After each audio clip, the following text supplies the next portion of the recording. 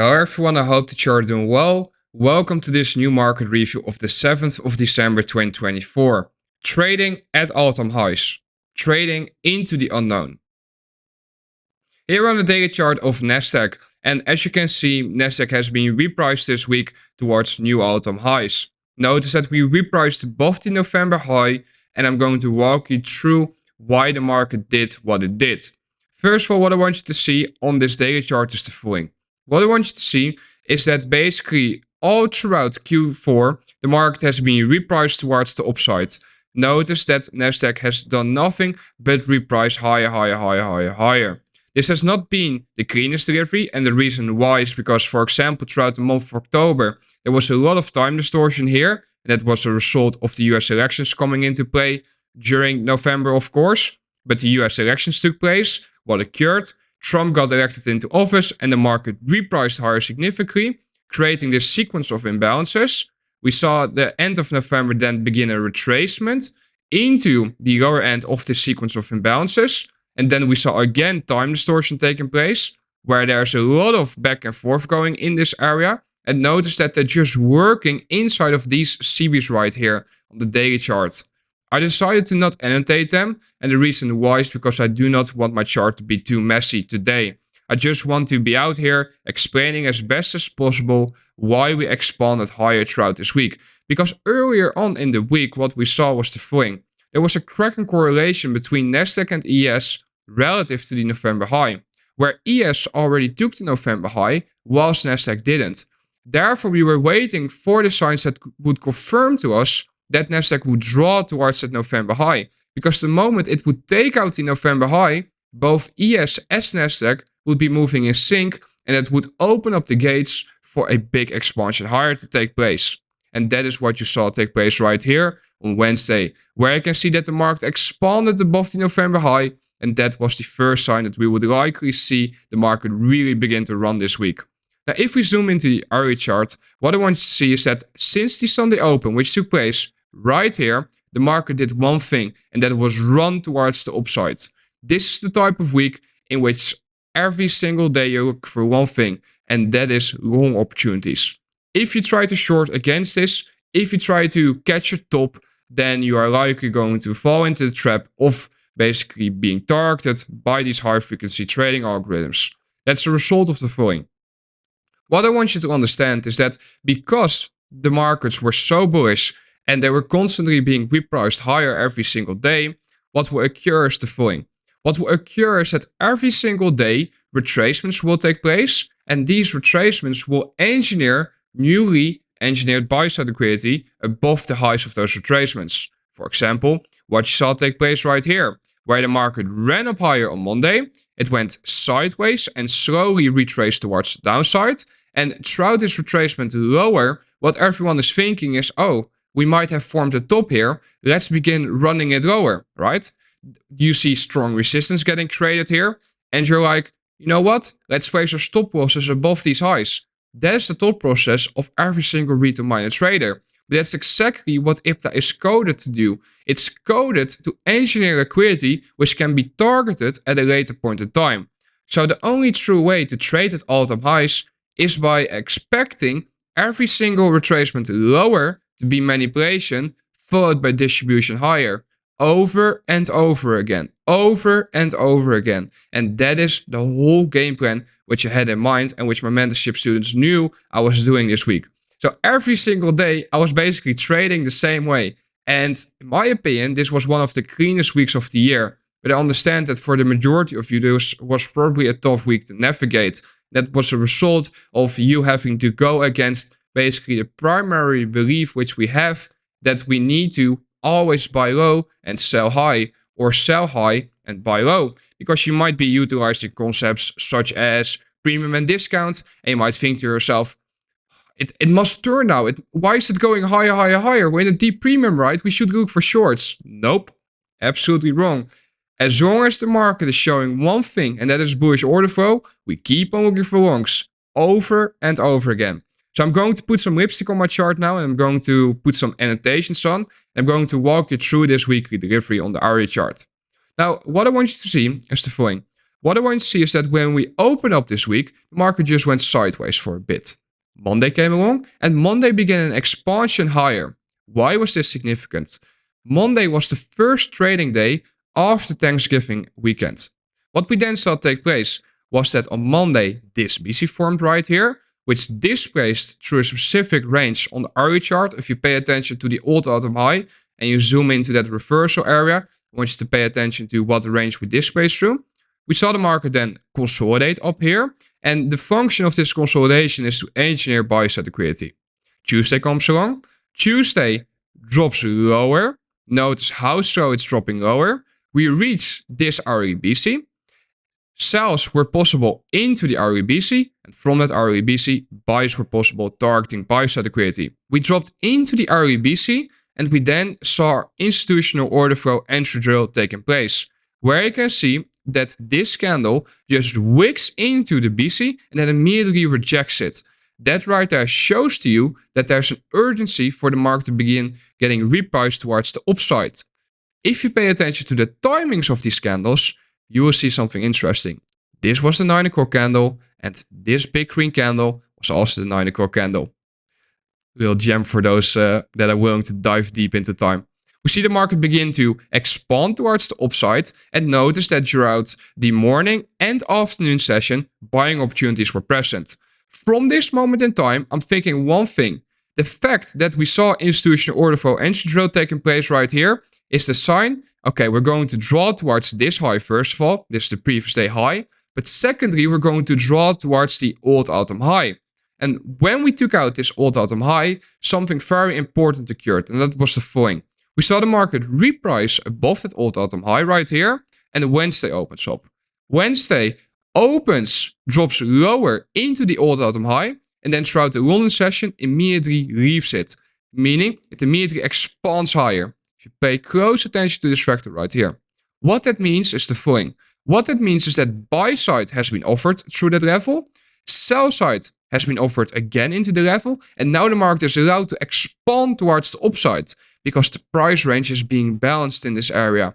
And that right there shows to you that going into the remainder of the week, meaning going into Wednesday, Thursday, and Friday, we're just going to do one thing, and that is expand, expand, expand. And that is what we're looking for. Friday was NFP, so Thursday we do not look to trade. And if you did, you probably got caught up in a lot of high resistance. I'm still going to walk you through Thursday's delivery in a bit. What we can see is that on Wednesday then, we have the 9:30 open in this down close candle. This is the 9 o'clock RE candle. We drop lower, and what do we see occur? We see the market form a higher low relative to this low. If you pay attention to ES, however, you will see that ES created a lower low, and that confirmed the expansion here towards the upside, meaning the expansion towards the next key level which we're targeting. Meaning, because the market is trading at all-time highs, the only way which we can basically determine what price levels to target is through the following. We can utilize the prices right here on the right to establish what key levels prices like are going to draw towards. And this is not based on standard deviations. You can use standard deviations if you want to, but the only reason why standard deviations work is because they line up with these levels. And that is why the reactions to standard deviation projections are sometimes significant. For the majority of traders, it's probably easy to utilize standard deviation projections, and I suggest doing that as well. However, if you want to investigate deeper, you need to be looking at different things. But what we see occur is that the market expands higher, consolidates, and it then expands higher again. Hey, that's interesting. Pay attention to Tuesday. Morning expansion higher, afternoon expansion higher. Wednesday, morning expansion higher, afternoon expansion higher. Are you beginning to see how it was the same delivery profile throughout the day, every single day? Yep. Where you can see AM expansion, PM continuation. AM expansion, PM continuation. And this right here is so freaking important to understand, because based upon the bigger fractal, you can already anticipate how the lower time frame fractals are likely going to expand. And that right there is something which not a lot of people understand, because they're too focused on trading on the 1 minute fractals of breakers and fair value gaps and whatever. Notice I haven't even gone into the lower time frames yet. And I haven't even explained to you what a breaker looks like, what a fair value gap looks like. No, because the real logic gets shown on the RE chart. I often have this saying and I'm like, if you cannot see the move on the RE chart, what are you doing? Why are you even in front of the charts? The trade has to be so freaking obvious on the RE chart before you even have the ability to zoom into the lower time frames. And that's something a lot of traders forget because they're too focused on chasing price patterns for the sake of chasing price patterns. You need to understand that at the end of the day, all we care about is how is the RE chart going to deliver? What is going to be the real move of the session? I don't care about all the tiny, small Mickey Mouse moves in the middle. I want to capture the lowest resistance liquidity run, where I enter and boom, it expands in my favor. And that is what I'm looking for. And that is what I'm hunting every single day. What we can see then is that on Wednesday during the afternoon session, this BC gets created. Market retraces into that BC and time distortion is taking place. The market is just going sideways, sideways, sideways. On Thursday, I outlined that as long as NQ would utilize this BC as support on price, I would favor a run towards buy side liquidity resting above the Wednesday high and a run towards the 21,600 price level. Thursday was the day in advance of NFP, and therefore we do not look to trade it. But what you can see is that they utilized that early BC to draw towards what? To draw towards the Wednesday high. Notice that they rejected initially. Market retraces back into the early BC and boom, reprices higher again, taking out the morning session high. We then see a rejection taking place and the market drops lower. We see consolidation taking place again, and this is occurring in advance of the NFP release. Why is this significant? Because this consolidation right here is again engineering liquidity. Every single retail minded trader is now thinking, oh, you know what? It was Thursday, so maybe we have formed the high of the week and maybe Friday is going to offer sell side next. Maybe we're going to draw lower next. Concepts like thank God it's Friday to get thrown around and people say the weekly high is in and we're going to look for lower prices. Yep, that's exactly how IPTA is coded, meaning it's basically playing in on the human nature of saying, you know what, at one point the tide must turn. At one point we must drop lower. Well, let me tell you something. Until these targets get hit, until these objectives get met, it's just going to do one thing. Dropping lower, manipulating lower, to draw higher. NFP gets released on Friday. What do we see? NFP reprices above this blue box, above this RLBC, which we had on our chart since Wednesday. And inside of this delivery right here, you are going to see on the lower time frames a beautiful buy program. And that is what I'm going to break down to you. But remember what the thought process was on Thursday. As long as NQ would stay above this BC and utilize as support and price, I would anticipate the market to draw towards this 21,600 price level. So what we're basically doing is we're utilizing this RLBC to gauge the order flow. Meaning we are looking at the reactions to this RLBC to determine whether or not we should be interested in longs or sells. See the market reprice above that blue box, retrace the next candle, drops just below it, and then we see a beautiful expansion higher taking place into the 21,600 price level. And shall I show you something fun? This candle is the 9 o'clock candle. This candle, which repriced into our objective of the previous day high on Thursday of the Wednesday high, was the 9 o'clock candle. This candle, which I've annotated, was the 9 o'clock candle. This candle was the 9 o'clock candle. This candle was the 9 o'clock candle. Hello, that's time. Now here we're on the 1 minute chart on Friday. And if you want to see my execution video, it's the video uploaded on my YouTube channel in advance of this lecture. I highly suggest you to watch it. And it was a very nice trade. And what was so nice about it was the fact that I saw this move coming all the way on Thursday during the London session. On Thursday during the London session, I shared with my mentorship students within the market review. This REBC is the REBC which I will be monitoring and which I'm interested in buying off if the market shows a sign of doing so. Not on Thursday during the morning session, it's the day in advance of NFP. I don't care about that, but after NFP, after 9:30 specifically, I'm interested in buying. Why? Because 8:30 NFP release, so meaning after 9:30 we can anticipate the clean delivery. Everyone is in a rush to do something between 8:30 to 9:30 and they're just getting chopped the F up as you can see right here. where you can see that price is just distorting time, where you can see that price is booking inside of the range of what? Inside of the range of this blue box, whilst time is just booking, meaning time is sprinting, meaning we're getting closer and closer to that 930 open, whilst price is just being held inside of a very tight range. What we see occur is the following. What we see occur is that 930 opens low and immediately rejects this price level right here. What was this price level? If we pay attention to the left right here, you can see that this high right here was the high of the 8 to 8:30 a.m. cycle. 8:30 comes along, the end of pre-release takes place, open low, taking out sell side liquidity, and we then see this BC get created, which reprices through this high. Remember what I taught to you about balanced price ranges? When we see a high getting displaced through by a BC, we can anticipate that this high is going to function as support on price in the future. If the market reaches that high at the right time, then that signals to us that bullish institutional order flow is in play. We see the market open low at 930, taking out sell side liquidity of this consolidation right here, and we then immediately see the market begin to run towards the upside. The moment I see this upclose candle right here, meaning the 931 candle reprice above this high right here, that to me is the sign that on the 50-second time frame, I can be looking for the following. I can be looking for every single downclose candle to function as support on price. Why? Because the market is drawn towards buy side liquidity, resting above the Thursday high, and it's drawn towards that 21,600 price level.